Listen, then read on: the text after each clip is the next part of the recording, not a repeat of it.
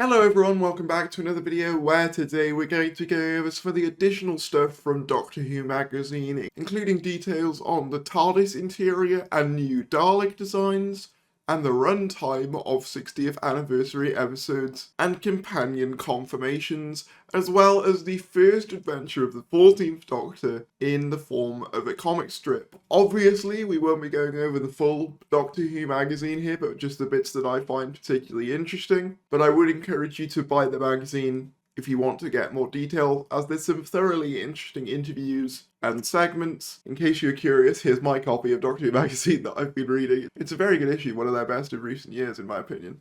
But before we get into it, if you could do me a teeny tiny little favour and click that subscribe button, it'd be very much appreciated. We are just 50 subscribers away from 17,100, so any support would be greatly appreciated. I also have a Twitter, which is linked in the description if you want to follow that. But with that said, let's get into the video.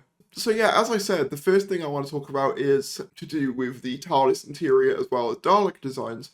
Another very important crew announcement from Doctor Who magazine is new production designer Phil Simms, who must have designed the new TARDIS interior for Ncuti Gatwa at Wolf Studios. And then in replies, someone says, and a new Dalek design. He did tease that. So yeah, this is very exciting because for me personally, I've been an advocate for a new Dalek design for some time. Now don't get it twisted, I enjoy the Time War Dalek design quite a bit.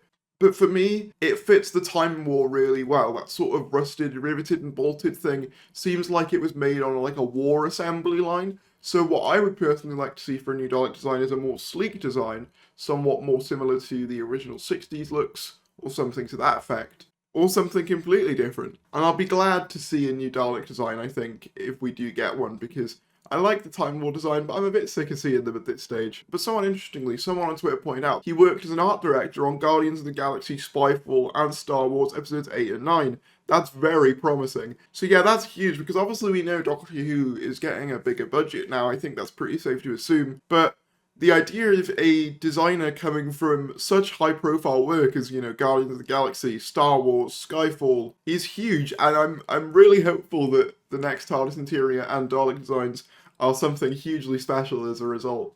It's kind of mad to think that the original Dalek props way back in the 1960s were £60 each, and now we're getting, you know, potentially big-budget versions designed by people who have worked on these blockbuster films. It's kind of mad how much Doctor Who has evolved.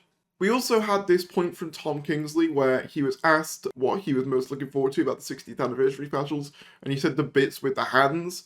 Yeah, not sure what that's in reference to. Obviously it does evoke the idea of the hand from the original David Tennant era where it gets chopped off by a Sycorax on Christmas Day, and then as we know, Captain Jack keeps it for a bit, and then the Meta Crisis happens. But yeah, we'll have to wait and see what he means by this, I guess. And then, something really interesting, the 60th anniversary specials, of which we know there are 3, we went over that in yesterday's news video, which if you haven't seen, I'd highly suggest watching, as it kind of acts as a good companion piece to this video, will all be 60 minutes in length, totaling to 180 minutes of overall content, which I think, yeah, 60 minutes for each special is a good thing, because, you know, they are specials at the end of the day. It kind of annoyed me that Legend of the Sea Devils was only like, what, 47 minutes for a special? 60 minutes is kind of the good length for a special, in my opinion, and considering there's 3 that are all going to be telling one story, I think, yeah, 180 minutes is more than enough for a good, compelling story.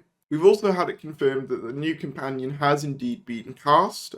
So they were asked, what are you most looking forward to? No spoilers. The new companion. I think they're one for the ages. So yeah, that's cool to see that the companion has definitely been cast, which we already assumed on the basis that recently in Doctor Who magazine they were talking about the companion screen tests with Ncuti Gatwa. But yeah, it's just cool to see official confirmation that the companion has indeed been cast.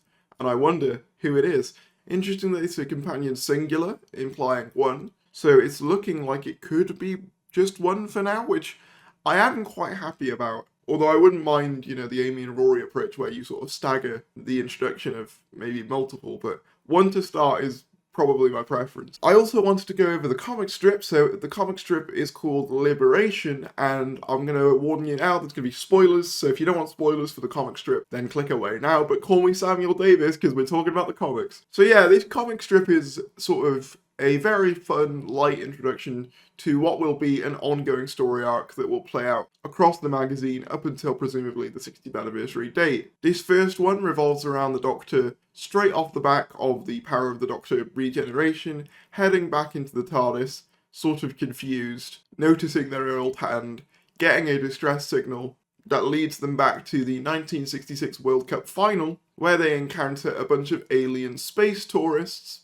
only for it to be revealed that the Daleks are stalking the match and exterminate all the players on the field, and thus the full title is revealed, Liberation of the Daleks, at the end. I guess that's for the next issue, but yeah, some really interesting little details about this is that you can tell this immediately takes place after Power of the Doctor, because 14 uses 13 Sonic, which I must say is a weird image watching David Tennant use 13 Sonic, as well as obviously the TARDIS console room. Now, we know that the TARDIS has since been dismantled since the filming for Power of the Doctor took place, so I'm wondering if maybe this comic run that will take us up to the 60th anniversary will result in the 13th Doctor's TARDIS's destruction, I guess. Which would make sense, as I highly doubt they're going to rebuild it for the 60th anniversary. But yeah, overall the issue was a light but fun start to an ongoing story, and I'm interested to see where it goes. Just to cover some of my other favourite bits of the magazine, I loved a letter from the showrunner segment with Russell T Davies, where he's cheekily talking about his return to Doctor Who,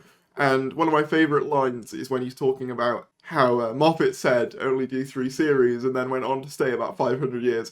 That was like a really fun line. I love the banter and rapport between those two. So yeah, that was really fun. There's also been a bit of controversy surrounding the decision to make 14 wear his own new clothes as opposed to 13's. And I'm not going to get into that here because quite frankly it's a very heated debate. But all I will say is that I would read the full reasoning in the magazine itself before coming to a judgment, although I understand both perspectives on that. But that pretty much wraps up this video. If you did enjoy this video, be sure to give it a like. Comment down below your thoughts and subscribe if you're new, and I'll see you later.